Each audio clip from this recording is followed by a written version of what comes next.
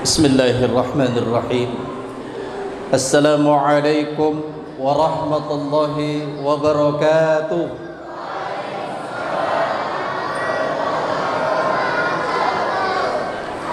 Alhamdulillahilladzi an'ama 'alaina bi ni'matil iman wal islam. Asyhadu an la ilaha illallah wahdahu la syarika lah wa asyhadu anna Muhammadan 'abduhu wa rasuluh. Allahumma salli ala sayyidina Muhammadin wa ala alihi wa sahbihi ajma'in, amma ba'du. Alhamdulillah, kita panjatkan puji syukur kehadirat Allah Subhanahu wa ta'ala. Pada malam ini kita hadir dalam rangka peringatan Maulid Nabi Muhammad sallallahu alaihi wasallam. Salawat dan salam mari kita haturkan buat junjungan kita Nabi Allah Muhammad sallallahu alaihi wasallam. Kata Rasul, al-bakhil alladzi man dzukirtu 'indahu falam yusalli alayya. Orang yang paling kikir, kata Nabi, adalah orang yang ketika mendengar namaku disebut lantas tidak mau bersalawat. Karena itu sebelum saya lanjut, halo anak-anakku sekalian yang hadir di sini, bisa lihat ke sini tidak? Lihat ke sini tidak? Mau telur tidak? Mau? Ayo kita salawat dulu sebelum saya lanjut ya. Yuk. Salatullah salamullah ala taha rasulillah. Salatullah salamullah ala yasin habibillah. Tawassalna bismillah wabil hadi wa kulli mujahidin lillah bi ahlil badri ya Allah. Terima kasih. Enak ya kalau tidak ribut ya. Ya, alhamdulillah. Baik Bapak Ibu sekalian, sebenarnya agak berat saya ceramah ya. Guru-guru kita ada Ustadz Abdurrahman. Ya, saya kemarin maunya Ustadz kita undang dari luar, tapi kesepakatan teman-teman langsung tunjuk saya ya. Alhamdulillah, mudah-mudahan berkat doa dari guru kita, para asatiz, para ustadz, para ulama, insya Allah malam ini ada keberkahan buat kita semua. Ini sudah jam berapa ya? Jam 9 ya? Ya, giliran saya ini sebenarnya waktu-waktu yang kritis, sebenarnya sudah melewati jam 9.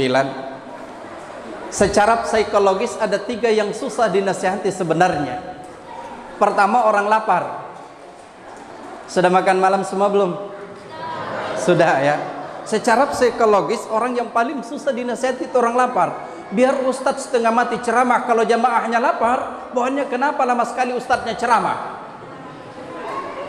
Baik, maka ini jadi pertimbangan. Sekarang jam 9, insya Allah sabar maki ini ada telur. Saya usahakan insya Allah tidak terlalu lama. Saya usahakan berhenti sebelum jam 1. Sebelum jam 1. Yang kedua, yang susah dinasihati adalah orang lagi mengantuk. Ini jam kritis saya bilang tadi. Ya insya Allah mudah-mudahan tidak ada mengantuk selama saya ceramah. Yang banyak mengantuk kalau diceramai, yang saya lihat kalau hari Jumat di masjid. Makanya ada 2 tempat paling dicari kalau hari Jumat. Kalau bukan tiangnya masjid, pasti temboknya masjid. Ustadz lagi khutbah manggut-manggut, dikira orang paham, ternyata orang tidur. Tidak ada di sini, di luar negeri. Yang ketiga, orang yang susah dinasihati itu orang lagi jatuh cinta. Dilarang keluar, jangan kau keluar, lewat jendela keluar. Baik ibu bapak, paling tidak malam ini kita hadir dalam rangka peringatan Maulid Nabi Muhammad sallallahu alaihi wasallam. Ada 3 kemuliaan yang kita dapatkan pada malam ini. Pertama, kita hadir Maulid yang dikemas di dalamnya ada majelis ilmu. Majelis apa? Halo? Majelis Kata Rasulullah sallallahu alaihi wa ala alihi wasallam, man salaka tariqan yaltamisu fi ilman sahalallahu lahu tariqan ilal jannah. Siapa yang berjalan menuju sebuah majelis ilmu, maka Allah mudahkan jalan bagi dia ke surga. Dan senang sekali semua yang hadir di sini adalah calon-calon penghuni surga semua. Ya namanya calon belum tentu ya. Tergantung dari upaya kita nanti. Yang kedua, kemuliaan kita pada malam ini kita hadir dalam sebuah majelis yang disebut dengan majelis zikir. Kenapa disebut majelis zikir? Karena di sini kita akan diingatkan akan kebesaran Allah. Orang yang hadir dalam sebuah majelis zikir, insya Allah akan dibangga-banggakan oleh Allah di hadapan malaikatnya. Dan yang ketiga, kita hadir maulid pada malam ini, dan insya Allah ini menjadi majelis silaturahim buat kita semua. Orang yang memperbaiki silaturahimnya, paling tidak ada dua kemuliaan yang dia dapatkan. Pertama, insya Allah rizkinya diluaskan oleh Allah. Jadi saya ulangi, siapapun yang ingin diluaskan rizkinya oleh Allah, perbaiki silaturahim. Siapapun yang ingin disempitkan rizkinya oleh Allah, baku bombe maki saja, pasti rizki kita sempit. Contoh sederhana, malam ini kita hadir silaturahim, alhamdulillah. Insya Allah semua yang hadir di sini akan diluaskan rizkinya oleh Allah. Paling tidak semua dapat telur, insya Allah. Sebentar. Jadi ibu bapak, itu kemuliaan yang kita dapatkan pada malam ini. Insya Allah rizki kita diluaskan oleh Allah, dan kemudian selanjutnya umur kita akan dipanjangkan oleh Allah. Baik ibu bapak, ketika kita berbicara maulid, orang pada ditanya, kenapa mesti maulid? Ini dulu kita harus berangkat dari sini. Kenapa mesti maulid? Hampir seluruh orang menjawab, kami cinta kepada Rasul. Ini betul jawabannya. Tapi saya ingin sampaikan kepada kita semua, kecintaan kita kepada Rasul tidak cukup dengan maulid. Bukan berarti tidak boleh maulid ya. Tadi guru kita sudah menjelaskan, pandangan saya tentang maulid. Maulid itu adalah syiar dakwah. Karena ada teman-teman kita, maaf kalau berbeda pendapat, ada teman kita tidak mau maulid, katanya bid'ah. Memang ada hadis yang mengancam orang yang melakukan bid'ah ya. Fa inna asdaqal hadisi kitabullah wa khairal hadi hadi Muhammadin sallallahu alaihi wasallam wa syarrul umuri muhdatsatuha wa kullu muhdatsatin bid'ah wa kullu bid'atin dhalalah. Kemudian ditambahi lagi wa kullu dhalalatin finnar. Tapi harus dulu sepakat apa itu bid'ah.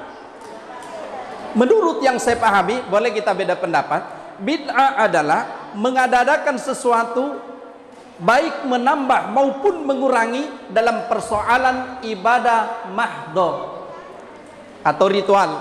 Saya ulangi, bid'ah adalah mengadakan sesuatu baik menambah maupun mengurangi dalam persoalan ibadah mahdhah. Halo anak-anak, saya tanya, sholat maghrib berapa rakaat? Masya Allah, pinter. Boleh tidak sholat maghribnya 4 rakaat? Halo? Boleh apa tidak? Tidak boleh. Kenapa? Ketentuan Rasulullah dicontohkan oleh Rasul, sholat maghrib 3. Siapa yang sholat maghrib 4 rakaat, maka dia telah menambah ajaran Rasul, dan ini diancam oleh Rasulullah SAW dengan dimasukkan ke dalam neraka. Sholat subuh berapa rakaat? Bisa tidak jadi 3 rakaat? Tidak bisa. Kenapa? Ini sudah menjadi ketentuan Allah dan Rasulnya. Sekarang Ramadan, berapa bulan orang puasa Ramadan? 1 bulan. Boleh tidak jadi 2 bulan? Tidak bisa. Kenapa? Karena bulan Ramadan, puasa sebagai bulan Ramadan itu ketentuannya adalah 1 bulan. Ini kemarin kita lagi viral ya, berita tentang ada sebuah aliran namanya Bahai. Ya, jadi berita nasional ini. Bahai adalah salah satu sekte dari Persia, Iran, yang mana pemimpinnya namanya Bahaullah. Dia punya ajaran, salah satunya adalah dia melaksanakan ibadah puasa hanya 19 hari. 19 hari. Jadi kunakut tuyu orang sholat bajikin niat cepat ke lebaran. Ya, cepat lebaran. 19 hari sudah lebaran, coba. Ya. Dan pengikutnya mengakui Bahaullah itu sebagai nabi setelah Nabi Muhammad SAW. Maka ini termasuk melakukan perbuatan bid'ah yang nyata. Karena dalam ajaran Islam puasa itu 1 bulan Ramadan. Contoh lagi, kalau haji dan umrah di mana? Halo. Uy. Haji umrah di mana? Di Mak? Di Mak? Kenapa pada lobet semua? Kayaknya belum makan malam semua nih. Halo. Oh, haji dan umrah di mana? Di Makkah. Boleh tidak di Gunung Bawakaraeng? Hah? Ustadz lagi pandemi, tidak bisa pergi ke Makkah. Biar saya ke Gunung Bawakaraeng saja hajinya. Tidak bisa. Kenapa? Haji dan umrah adalah ibadah mahdhah. Sudah ada ketentuan dari Allah dan Rasul yang tidak boleh ditambah dan dikurangi. Paham sampai di sini? Maka siapapun yang menambah maupun mengurangi dalam persoalan ibadah mahdhah, maka dia telah melakukan bid'ah. Sekarang maulid. Masuk di mana? Apakah dia masuk ibadah mahdhah apa bukan? Tadi guru kita sudah menyampaikan, maulid bukan ibadah mahdhah tapi syiar dakwah. Karena dia syiar, tidak ada aturan baku tentang maulid. Mau pakai songkolok boleh, tidak pun tidak apa-apa. Mau pakai telur boleh, tidak pakai telur pun tidak apa-apa. Bahkan insya Allah, ini kita di perumahan sini, nanti saya usulkan tahun depan kalau mau lebih ramai maulidnya, jangan telur terus yang digantung, ganti dengan uang merah. Insya Allah lebih ramai. Bukan hanya anak-anak yang berebutan, tapi mamanya lebih dulu. Kan tidak ada aturan, tidak ada hadis mesti pakai telur. Mana ada hadisnya pakai telur? Mana hadisnya pakai songkol? Tidak ada. Kalau demikian, ini adalah syiar, tidak ada hubungannya dengan ibadah mahdhah. Tadi Pak Lurah Jin menarik juga. Hari raya kita umat Islam berapa kali dalam setahun? Ah? Hari raya Idul dan hari raya Idul. Pertanyaan saya, Idul Fitri tanggal berapa? 1 Syawal? Boleh tidak tanggal 2 Syawal? Tidak bisa. Kenapa? Itu hari raya yang sudah ada ketentuan dan contoh dari Rasul, tidak boleh dirubah. Idul Adha tanggal berapa? Boleh tidak tanggal 11 Zulhijjah? Tidak bisa. Kenapa? Karena dia sudah menjadi ketentuan Allah dan Rasulnya. Maulid karena bukan hari raya, boleh kapan saja dikerjakan.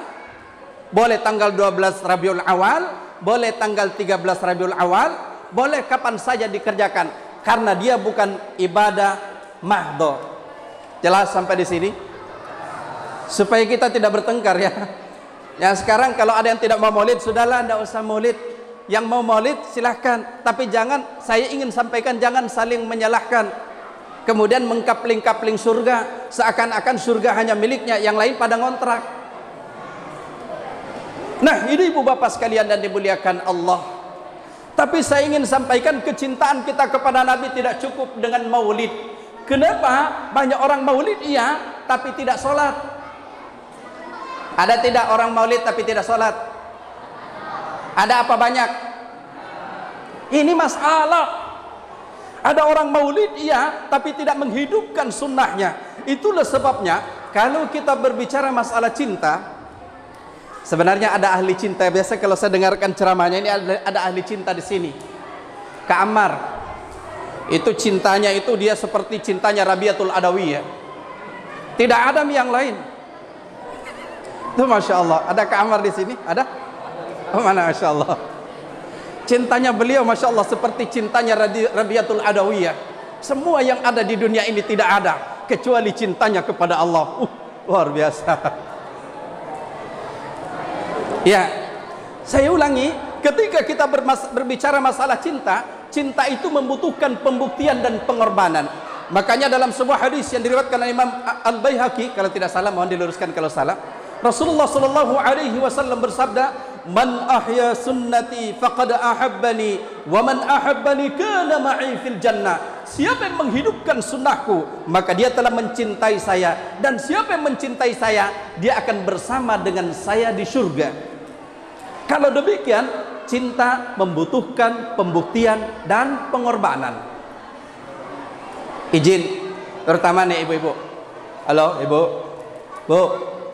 Bu. Bu. Pak. Kenapa ibunya saya panggil 3 kali? Karena Islam memuliakan ibu-ibu. Nabi ketika ditanya, kepada siapa kalian berbuat baik? Ibumu. Siapa lagi ya Rasul? Ibumu. Siapa lagi ya Rasul? Ibumu. Summa man ya Rasul? Siapa lagi ya Rasul? Bapakmu. Ibu berapa, Bu? Bapak berapa? Bapak berapa? Ibu? Sepakat satu bapak, tiga ibu? Tidak sepakat Pak Lur. Maksudnya 3 kali disebut ya Bu ya, jangan lain. 3 kali disebut ibunya, 1 kali bapaknya, bukan 1 bapak 3 ibu. Nah, ibu bapak hadirin yang dimuliakan Allah Subhanahu wa taala, saya kembali bahwasanya ketika kita berbicara masalah cinta, maka cinta membutuhkan pembuktian. Cinta kepada Rasul tidak cukup dengan maulid, tapi harus dibuktikan bahwa betul-betul kita mencintai Rasul. Saya tanya lagi, khusus perempuan nih. Biasanya kalau ada seorang laki-laki datang kepada Anda dan mengungkapkan rasa cinta, saya mencintaimu, apa jawabnya? Jangan dibalas I love you too, tidak boleh. Jadi kalau seorang laki-laki datang kepada perempuan dan dia mengungkapkan saya mencintaimu, maka jawablah kepadanya, kalau kau betul-betul mencintai saya, buktikan cintamu dengan menuliskan nama saya di buku nikah kita. Itu pembuktian cinta. Pembuktian cinta satu-satunya dari seorang laki ke perempuan adalah di pelaminan. Paham sampai sini? Jadi Bapak Ibu sekalian, kita mencintai Rasul, kita menghidupkan sunnahnya Rasulullah Sallallahu Alaihi Wasallam. Terus selanjutnya bagaimana kita mencintai Rasul? Setelah kita menghidupkan sunnahnya, aksirus salawat, yang kedua memperbanyak salawat kepada baginda Rasul. Tidak ada perintah dalam Quran di mana Allah kerjakan perintah itu kecuali salawat. Ketika Allah perintahkan salat, tidak ada ayat bahwa Allah salat. Ketika Allah perintahkan puasa, tidak ada ayat yang mengatakan bahwa Allah berpuasa. Begitupun zakat dan haji. Tapi ketika Allah perintahkan salawat, Allah berfirman, Innallaha wa malaikatahu yusalluna 'alan nabi ya ayyuhalladzina amanu sallu 'alaihi wa sallimu taslima. Innallaha wa malaikatahu, dan malaikatnya, yusalluna 'alan nabi, bersalawat kepada nabi. Baru perintah, ya ayyuhalladzina amanu, wahai sekalian orang-orang yang beriman, sallu alaihi wa sallimu taslima, sampaikan salawat dan salam penghormatan kepadanya. Kalau demikian, bukti kecintaan kita kepada Rasul adalah memperbanyak salawat. Baik anak-anakku sekalian, kita selingi salawat. Halo, mau telur tidak? Mau? Kita salawat sedikit. Sallallahu ala Muhammad, sallallahu alaihi wasallam, sallallahu ala Muhammad, sallallahu alaihi wasallam. Allahumma salli wa sallim wa barik alaihi. Perbanyak salawat kepada baginda sallallahu alaihi wasallam. Salawat boleh Allahumma salli ala Muhammad, boleh sallallahu alaihi wasallam, boleh Allahumma salli ala Sayyidina Muhammad. Ada yang nanya, Ustaz, boleh tidak pakai Sayyidina? Pandangan saya Sayyidina boleh dipakai. Perjalanan dari Mekah ke Madinah itu penuh dengan salawat. Ada yang Allahumma salli ala Muhammad, ada juga Allahumma salli ala Sayyidina Muhammad. Perjalanan Mekah Madinah. Yang tidak boleh, yang tidak baik adalah mereka yang tidak salawat. Jadi ini sekarang kita selalu bertengkar, pakai Sayyidina apa tidak. Yang mau pakai Sayyidina silahkan, yang tidak pun tidak apa-apa, karena banyak redaksi salawat. Allahumma salli ala Muhammad sallallahu alaihi wasallam, ya, atau salawat Ibrahimiyah, sampai salawat setelah kita, pada saat kita salat, sampai salawat kepada Nabi Ibrahim alaihi salam. Jadi ibu bapak hadirin yang dimuliakan Allah, bersalawat kepada baginda Rasulullah sallallahu alaihi wasallam. Yang ketiga, ketika kita mencintai Rasulullah sallallahu alaihi wasallam, maka cintai apa yang menjadi warisan Rasulullah sallallahu alaihi wasallam. Apa warisannya Rasul? Al-Quran. Sebagai bukti kecintaan kita kepada Rasul, cintai Quran. Bagaimana mencintai Quran? Pertama, Al-Quran itu harus dipelajari. Perhatikan bagaimana mulianya orang belajar Al-Quran. khairukum man ta'allamal Qur'ana wa 'allamahu. Sebaik-baik kalian adalah yang mempelajari Al-Qur'an dan mengajarkannya. Alhamdulillah di sini sama guru-guru kita semua di sini kita alhamdulillah banyak program ya. Pembacaan hadis setiap subuh, khusus hari Ahad subuh itu agak panjang. Kenapa? Karena memang bentuknya ceramah agak kurang lebih kultum ya. Kultum itu kuliah terserah antum. Ya, jadi biasa sampai jam 6. Setelah itu biasanya ngopi-ngopi. Jadi kalau mau ramaikan Bapak Ibu silahkan datang. Ibu-ibu juga boleh sebenarnya datang ya. Panggil keluarga. Kata Rasul, khairukum man ta'allamal Qur'ana wa 'allamahu. Sebaik-baik kalian, kata Rasul, adalah yang mempelajari Al-Qur'an dan mengajarkannya. Makanya kalau cinta Rasul, Qur'an ini jadi pedoman dalam kehidupan kita. Karena disitulah Allah Subhanahu wa taala menjelaskan tentang bagaimana seharusnya kita mencintai Rasulullah sallallahu alaihi wasallam. Contoh, mari kita buka Quran surah Al-Fat ayat 29. Di situ Allah menjelaskan tentang ciri pengikut Rasulullah, tentang ciri orang yang mencintai Rasulullah sallallahu alaihi wasallam. Apa kata Allah? Muhammadur Rasulullah. Muhammad itu adalah utusan Allah. Walladzina ma'ahu, orang yang bersama dengan Rasul, cirinya adalah asyidda'u 'alal kuffar, bersikap tegas terhadap orang kafir. Yang dimaksud tegas di sini adalah tegas dalam persoalan akidah dan ibadah, tapi toleransi dalam persoalan muamalah. Ini yang dimaksudkan. Kalau berbicara masalah akidah, maaf, Islam sudah mengajarkan lakum dinukum waliyadin, bagimu agamamu dan bagiku agamaku. Makanya agama ini jangan dicampur-campur. Tadi ini hati-hati, sekarang ada upaya mencampur adukkan agama. Katanya semua agama sama, semua agama benar. Bagi kita orang Islam tidak bisa begitu. Inna dina indallahil Islam. Agama yang diterima Allah adalah Islam. Itu menurut keyakinan kita. Jadi agama itu tidak boleh dicampur-campur.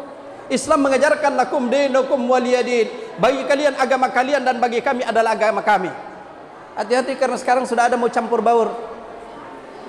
Maaf, ada orang salawatan di tempat ibadah yang agama lain, salawatan di gereja. Suatu saat mereka juga akan minta supaya mereka nyanyi-nyanyi di masjid. Ini bahaya. Jadi itu garis ketegasan kita. Tapi ketika kita berbicara masalah soal muamalah, masalah kehidupan sosial, mari kita saling menghargai, mari kita saling menghormati, mari kita saling membantu antara satu dengan yang lain. Inilah yang diajarkan oleh ajaran agama kita. Itu pengikut Rasul. Yang kedua, ruhama'u bainahum. Pengikut Rasul itu kamu lihat mereka saling berkasih sayang di antara mereka. Dalam hadis yang diriwayatkan Imam Bukhari, Rasulullah sallallahu alaihi wasallam bersabda, salah satu yang mendapatkan perlindungan Allah di yaumil mahsyar adalah warajulani tahabba fillahi jatama'a alaihi wa tafarraqa alaihi. Dua orang yang saling mencintai karena Allah, baik di waktu bertemu maupun di waktu berpisah. Maka seorang muslim harus selalu menjaga ukhuwah dan persatuan, dan dilarang baku bom. Baku bom apa? Kombe. Baku bombe. Nabi bilang tidak boleh orang saling diam alias baku bombe lebih daripada 3 hari. Hati-hati ke. Tidak boleh baku diam dan baku bombe lebih daripada 3 hari. Makanya kalau di antara kita di sini ada yang terpaksa baku bombe, silahkan, tapi buat sebuah perjanjian. Biar kita baku bombe tapi 3 hari mau. Biar tapi berapa hari? 3 hari. Sudah hari kedua, coba tinggal di pos satpam di luar, tunggu dia lewat. Begitu dia lewat, tinggal kasih tahu, tinggal 1 hari mama ki baku bombe nah. Hari ketiga aman. Kata Rasul, siapa yang lebih dahulu mengucapkan salam dia yang terbaik. Ustaz tidak mau nak jawab salamku, urusan dia dengan Allah. Inilah yang harus dijaga. Ini kita umat Islam ini sekarang ini lagi mengalami banyak krisis, termasuk krisis ukhuwah. Maka saya ingin sampaikan kepada kita semua, mari kita bangun ukhuwah ini di atas tauhid la ilaha illallah Muhammadur Rasulullah. Bolehkah kita berbeda? Silahkan. Mau berbeda partai politik silahkan, mau berbeda organisasi silahkan, mau berbeda mazhab, perbedaan pandangan fikih di kalangan para ulama silahkan. Tapi kita satu dalam kalimat la ilaha illallah Muhammadur Rasulullah dan saling menghargai perbedaan itu. Tapi mestinya apapun kita, siapapun kita, dimanapun kita, yang menjadi pikiran kita adalah la ilaha illallah Muhammadur Rasulullah. Ini yang harus dikedepankan. Silahkan mau masuk partai politik manapun, tapi ingat, dahulukan agama. Ketika partai politik bertentangan dengan agama, maka partai politik itu tinggalkan. Ketika kita berorganisasi dan organisasi itu jauh dari nilai-nilai Islam, tinggalkan organisasi dan kita berpegang teguh kepada tali agama Allah. Itu yang semestinya kita jaga saat sekarang ini, ukhuwah Islamiyah. Apalagi di sini kita alhamdulillah ada pondok pesantren Ukhuwatul Muslimin, ada pondok pesantren Sulaimaniyah. Ini masya Allah. Insya Allah kalau itu kita jaga di tempat ini, Allah turunkan keberkahan. Coba perhatikan janjinya Allah. Walau anna ahlal qura amanu wattaqaw lafatahna alaihim barakatim minas samai wal ardh. Walakin kazzabu fa'akhadnahum bima kanu yaksibun.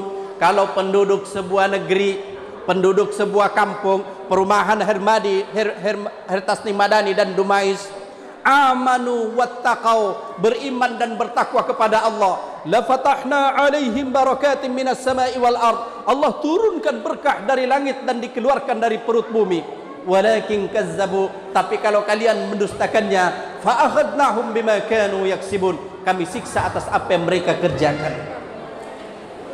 Itu pengikut Rasul, menjaga menjaga persaudaraan. Maka siapa yang suka baku bombe, sungguh dia jauh dari nilai-nilai apa yang diajarkan oleh baginda Rasulullah sallallahu alaihi wasallam. Yang ketiga dalam Quran surah Al-Fat ayat 29, tarahum ruk'an sujjadan yabtaguna fadlan minallahi wa ridwana. Kamu lihat mereka ruku dan sujud untuk mencari karunia dan keridhaan Allah. Jadi kalau ada orang mengaku pengikut Rasul baru tidak salat, maka sungguh itu hanya sebuah pengakuan dari mulut tapi perbuatannya tidak. Maka jangan heran nanti ketika kita datang menghadap kepada Rasulullah sallallahu alaihi wa ala alihi wasallam, kita datang, ya Rasul, saya umatmu ya Rasul. Rasul menolak kita. Kenapa? Rasul tidak melihat adanya tanda bahwa dia adalah umatnya. Kita hanya mengaku sebagai umatnya, tapi Rasul menolak kita karena kita tidak menghidupkan apa yang menjadi perintah Rasulullah dan meninggalkan larangan-larangan Rasulullah sallallahu alaihi wasallam. Kemudian simahum fi wujuhihim min asaris sujud. Kamu lihat di muka mereka tanda bekas sujud. Apa yang dimaksud tanda bekas sujud di sini? Apa mesti jidatnya hitam? Tidak mesti. Yang dimaksud asar itu bekas adalah boleh jadi salat itu mempunyai nilai setelah kita selesai mendirikan salat. Ingat Bapak Ibu sekalian, seluruh ibadah-ibadah mahdhah tidak ada yang berdiri sendiri.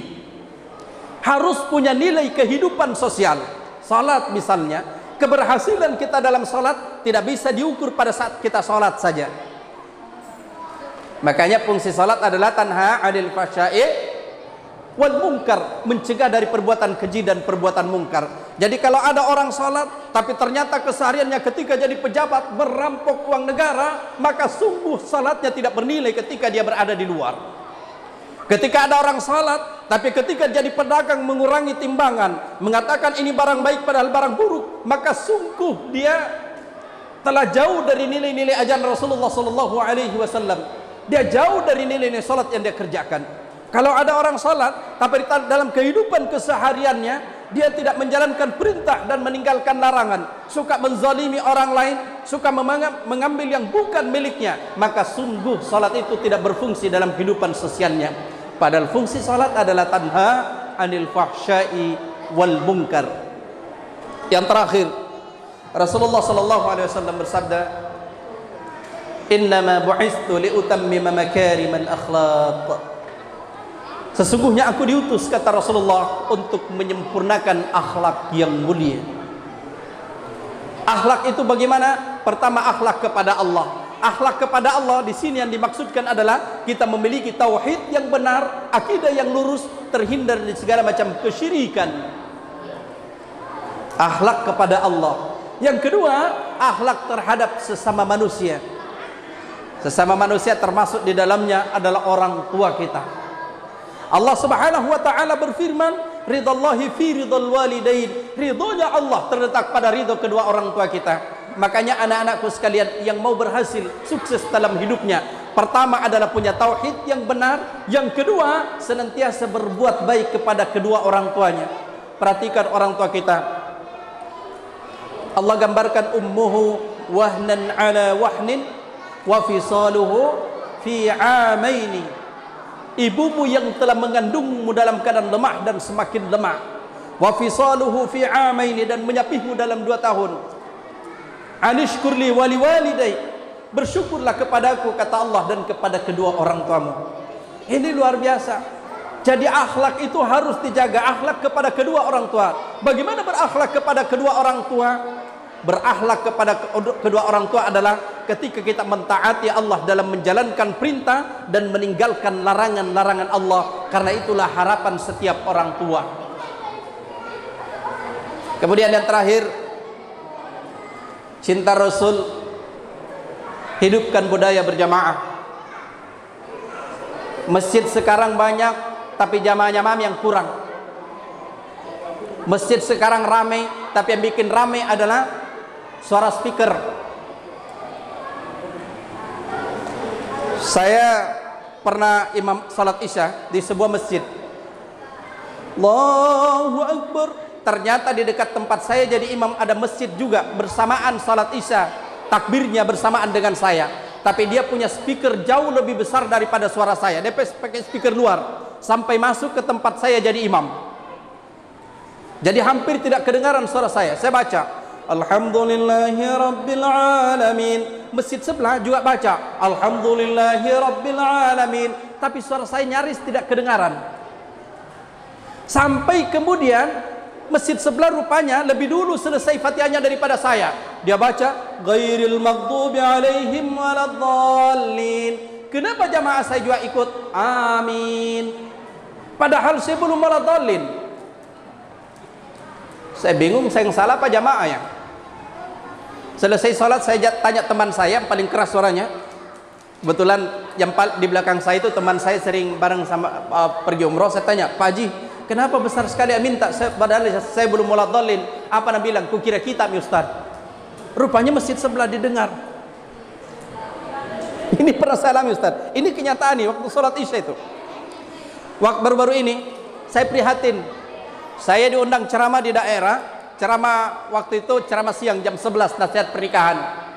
Karena saya mau bolak-balik, saya berangkat setengah 2 subuh. Sampai di sebuah kampung pas waktu salat subuh. Kira-kira jam 4:47 sudah masuk waktu salat subuh. Saya singgah mau salat subuh. Jadi saya rombongan 2 mobil singgah salat subuh. Itu pun dalam 2 mobil itu tidak semua salat. Ya. Saya singgah, saya azan Allahu Akbar, Allahu Akbar. Karena belum ada penduduk satu orang pun yang datang ke masjid. Saya azan. Selesai azan saya qomat, saya salat sunnah, tunggu jamaah. Ternyata sampai saya tunggu tidak ada satu orang pun jamaah pada waktu itu yang datang. Innalillahi wa inna ilaihi raji'un. Jadi saya salat subuh sama rombongan. Begitu selesai salat subuh sudah mulai kelihatan ufuk di ufuk timur itu sudah mulai nampak bercahaya. Saya lanjutkan perjalanan.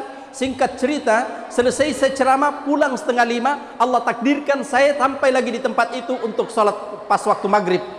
Saya mau salat maghrib, ternyata satu orang pun sekali lagi masjid itu tidak ada yang datang salat berjamaah maghrib. Saya mau berwudu, ternyata airnya sudah tidak ada, jadi saya tidak jadi salat maghrib. Saya lanjutkan perjalanan dan ada beberapa masjid yang tidak buka.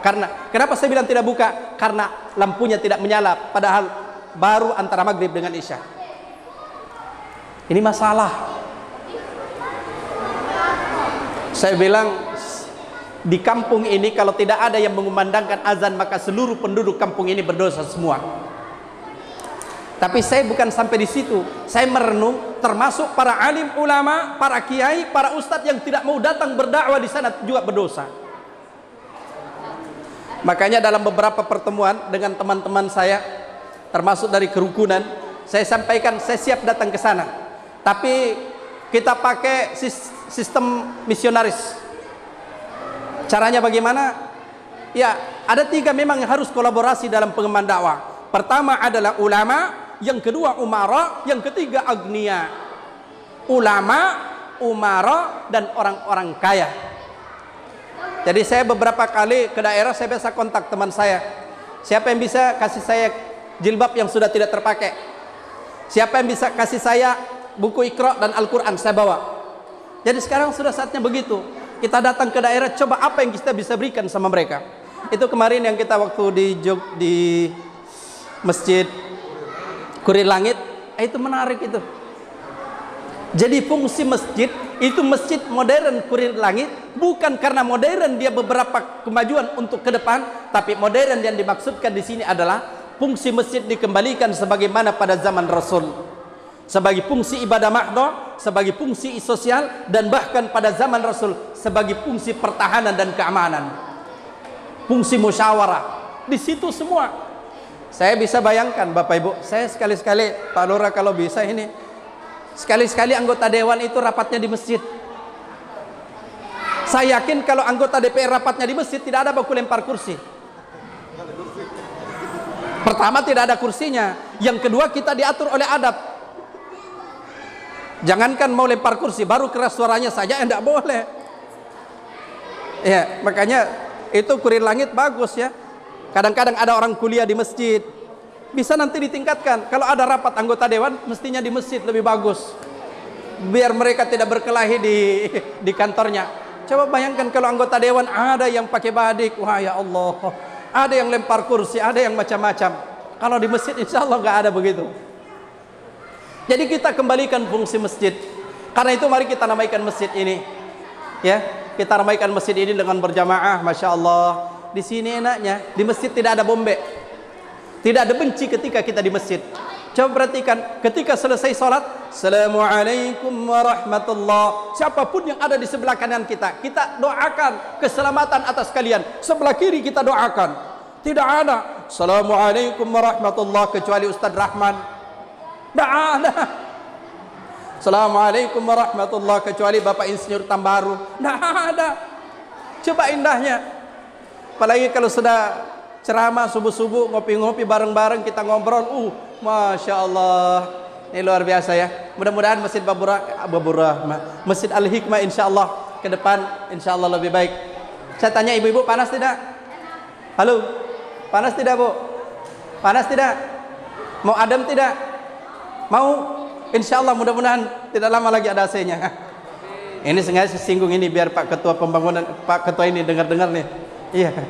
Jadi dengar gitu warga tak. Insya Allah kalau ini. Tapi nanti kalau ada AC-nya jangan tidak ke masjid ya. Jangan sampai sudah dingin, sudah adem tak ke masjid lagi. Ini bahaya. Jadi alhamdulillah, dan saya senang sekali, kita senang sekali Pak Ustadz ya. Saya dibisik-bisikin tadi Pak RT sekaligus Ketua Panitia, Masya Allah. Senang lihat ibu-ibu di belakang nih. Ini kelihatan dari muka. Kalau dari jauh ini saya lihat rata-rata usianya 20-an. Ini Masya Allah kompak semua. Mudah-mudahan Majelis Ta'lim kembali insya Allah akan bangkit kembali di Masjid Al-Hikmah ini. Saya kira ini yang sempat sampaikan karena waktu sudah menunjukkan sudah jam 9:30 lewat. Mudah-mudahan apa yang sempat sampaikan pada malam ini insya Allah bermanfaat. Sebagai kesimpulan, kecintaan kita kepada Rasul harus dibuktikan dalam kehidupan kita. Jadi tidak cukup dengan maulid. Maulid ini hanya sarana, termasuk sarana silaturahim di antara kita. Tapi bagaimana aplikasi implementasi daripada nilai-nilai yang diajarkan oleh Rasulullah SAW dalam kehidupan kita. Bagaimana kita menjaga akidah kita, menjaga ibadah kita, menjaga akhlak kita dalam kehidupan sehari-hari. Itu yang terpenting dari sebuah peringatan maulid. Karena peringatan maulid ini hanya sebuah syiar untuk tersampainya sebuah dakwah. Makanya saya sering bilang di kampung itu penting sekali maulid.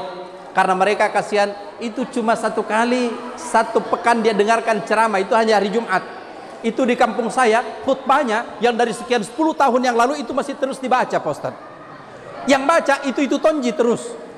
Makanya saya bilang, jangan maki bilang maulid itu bid'ah. Di sana perlu maulid. Kalau tidak maulid, mereka tidak datang ke masjid. Kapan kita mau dakwai mereka? Jadi kalau tidak ada tombi kodong maulid, semakin jauh mereka dari agama, semakin mereka tidak akan kenal Islam.